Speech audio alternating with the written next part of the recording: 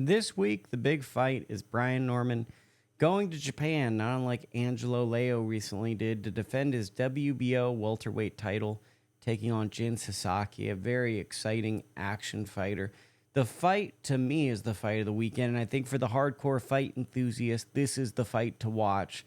Sadly, it comes on at an inconvenient time during a weeknight when most people work the next day, so it'll fly under the radar. But for the sake of this hardcore platform, we are going to talk about this in depth as I possibly can.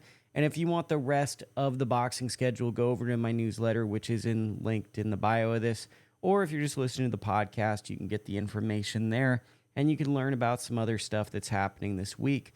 Why is this fight so interesting? Well, Brian Norman to me is one of the more underrated fighters because he has the mentality of a fighter. He hits very hard. He tries to fight anyone that calls him out. He's a compelling figure who I really think is a lot better than people give him credit. I know I didn't give him enough credit when he was just getting going because a lot of his issues, and it sounds like an excuse, but the more you get to know him and the more you look at his story and you see different performances, he's been plagued by injuries, especially hand injuries. And when his hands are healthy, he is able to do things in the ring. His skill set to me is not even fully developed or even hit the plateau that I think it should when he hits the prime of his career. His power is very, very good. And his power has carried him to a belt. Not to say that he doesn't know how to box, but really it's the power that's gotten him there. But I think that it's going to be his IQ, a great team with Fighters First Management, Jolene Mizuni and Adrian Clark guiding his career that are going to keep him in positions to make profitable and good fights for him. But then there's also the mentality that he's like a barnyard cat, a crazy creature. He just wants to get in good fights. Love OG Brian Norman Sr. getting on YouTube just talking crazy to anyone that doesn't like his son. Love a good dad going crazy on the internet. That's one of my favorite things. Sure, the management team doesn't like it, but I like it.